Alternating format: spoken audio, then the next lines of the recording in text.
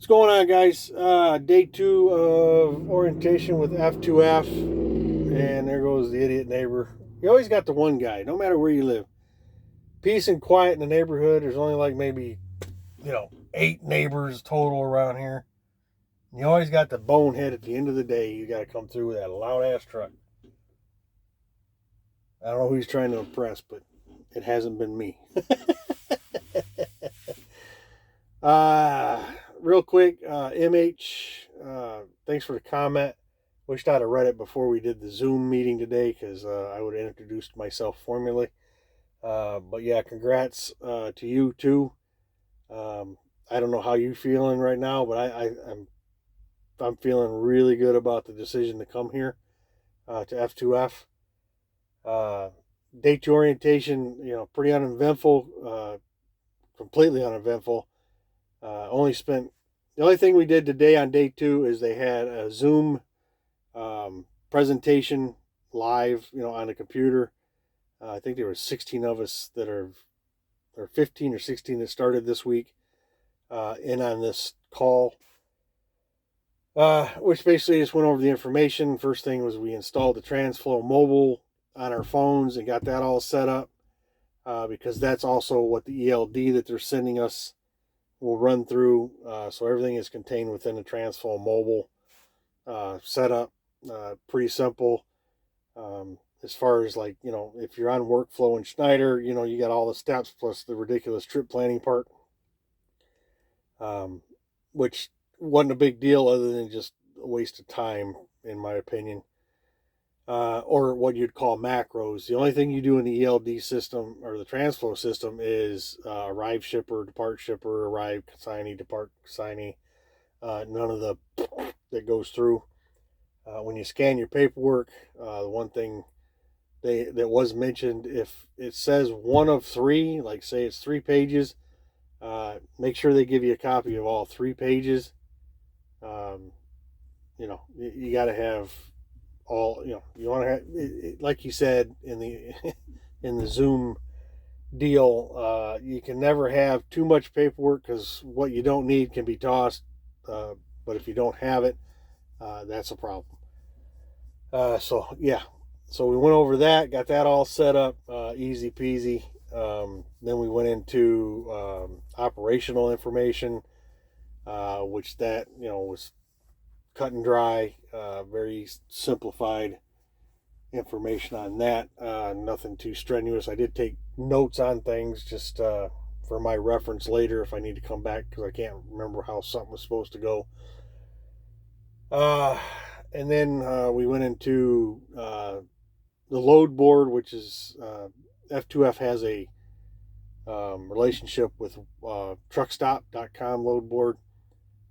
For us, it's only $10.50 a week for the premium, which gives you the 7-day average. 15. I mean, it gives you the information you're going to need or want to have to negotiate a rate with these brokers. He went over negotiating rates with brokers. He went over loads that it wouldn't even be worth your time to even call on.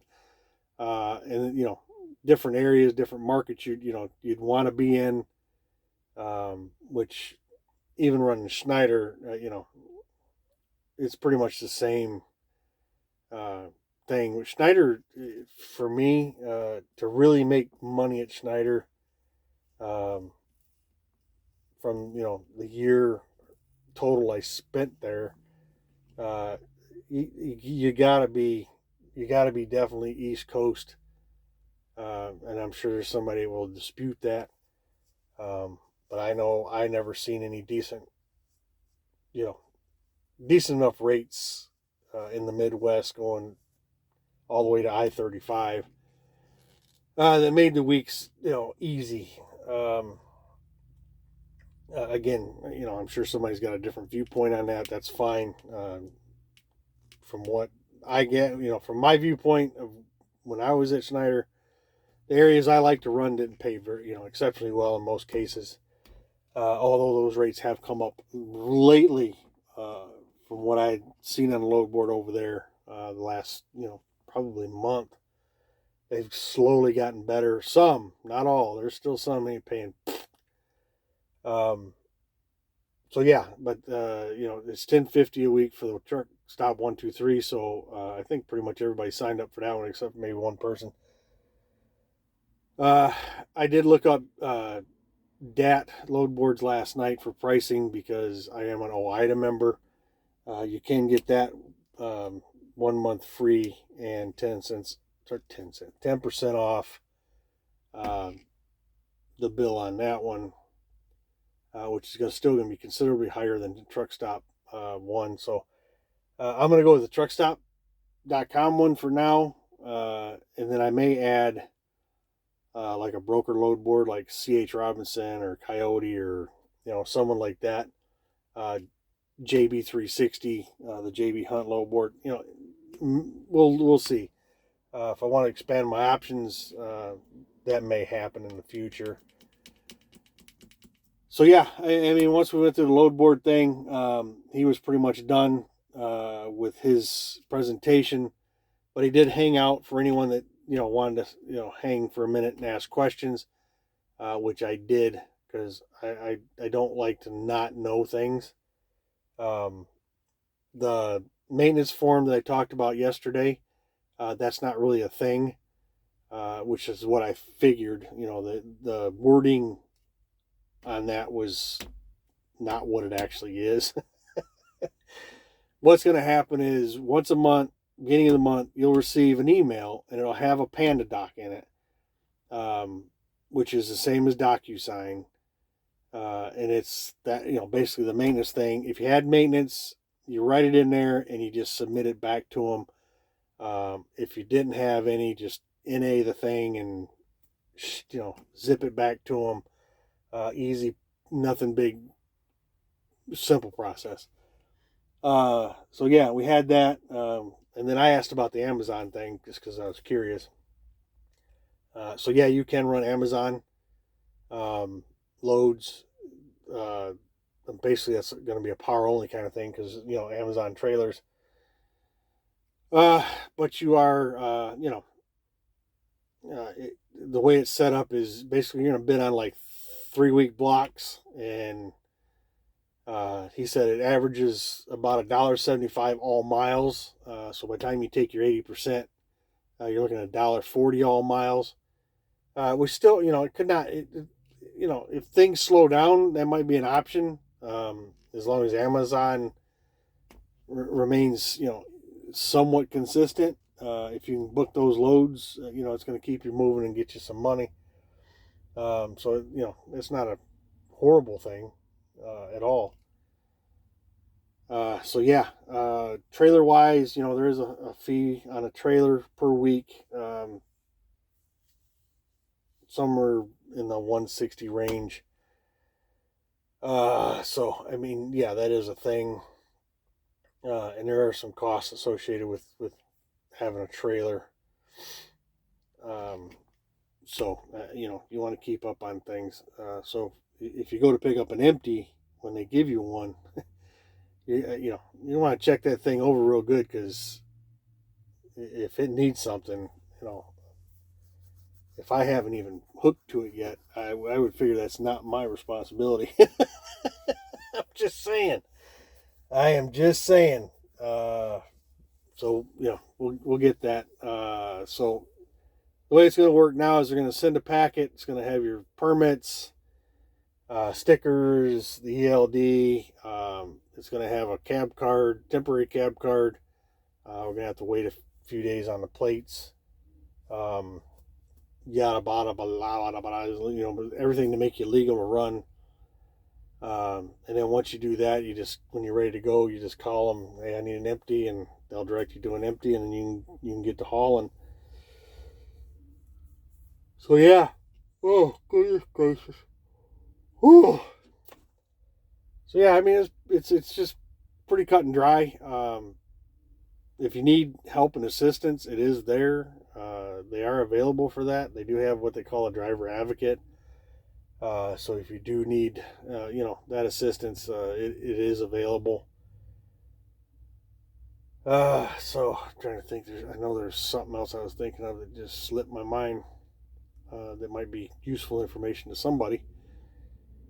And this is not a recruiting video because they don't offer any driver referral that I'm aware of.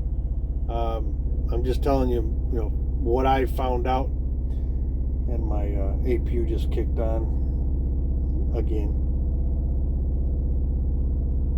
I think I'm gonna have to replace the motor mounts eventually. It's funny, being a mechanic, most of my life. Just a side note, observation of my own. You call an engine a motor in front of some people, and they want to remind you that a motor is an electrical device and an engine is an engine. But yet, motor mounts are called motor mounts. Just something I find ironic. So yeah, it probably wasn't as funny to other people as it was to me just now. But anyway, if there's any information that you might want to know, that I might know, let me know, and I'll be more than happy to tell you. If I don't know, I'll look. My best suggestion is, if if it's even a thought, is just to contact F2F. Everyone that I've dealt with has been extremely helpful to get you anything you need. Even now, because right now I'm kind of hanging in limbo, waiting for this packet to come in, so I can get that done and get moving, and start trying to make some money at this game.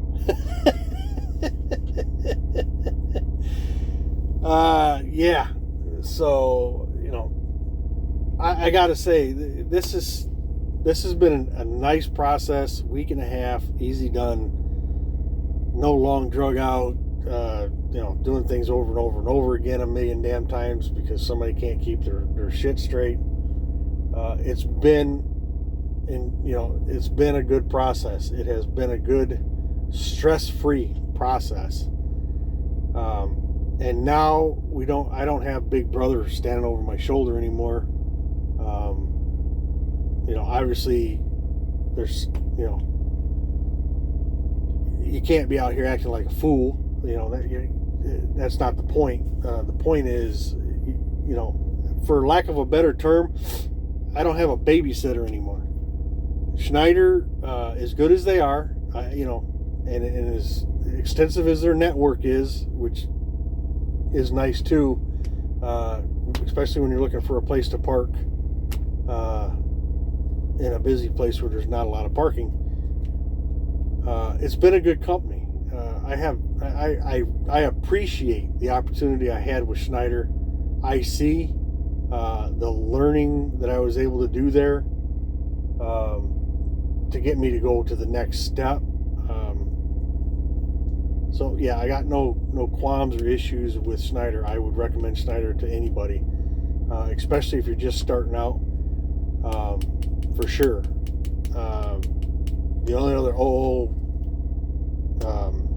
company I've dealt with, I won't even go there. But there is some Big Brother Overwatch there too. Here, go do your thing. Go do your thing. Go operate your truck. Go operate your business. If you need help, we're here. But if you don't, good for you. Go do what you got to do. We don't need to. The one thing I can say, and I'm going to try to cut this video short here in just a second. The one thing I can say is I have not yet heard anyone give me a list of reasons why they would place me out of service. They would put me on hold, stop me from running, not let me make money. I haven't heard any of that. And I'm sure there's reasons that you can give any company for them to say, we don't want you here no more, which is understandable with anyone. But here, it's been all positive. And that's been a breath of fresh air. I don't have to worry about, like Schneider with their equipment, if you had to stop because some bonehead did something completely stupid, I don't have to spend 10 minutes on the phone explaining why I had a hard brake event. Not that, you do 10 of them a month. There's probably something wrong with your driving. But every once in a great while, you're going to have that moment. And, I just don't want to have to sit and explain it to somebody that wasn't there.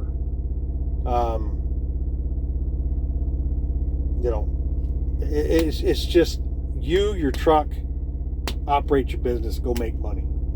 And I love that. I don't need I don't need that much direction. I just really don't. Not that I know everything, and I'm not claiming to know everything. But I just don't need that much supervision. I just don't. Landstar was different. They would only monitor you as far as hard brake events or anything like that, is if you gave them permission to. They did ask you, can we? And you could tell them no, which was a nice thing. I like that. But here, just go do what you got to do. Just go do what you got to do. Go make us all money. That's what it comes down to. And I'm not a big money guy. My goal is to make better money without killing myself. Because as I've said in videos before, if I'm running 3,000 miles a week just to make a living, I'm going to be unhappy. I'm going to be very unhappy. If I run 3,000 miles in a week, I better make some serious coin.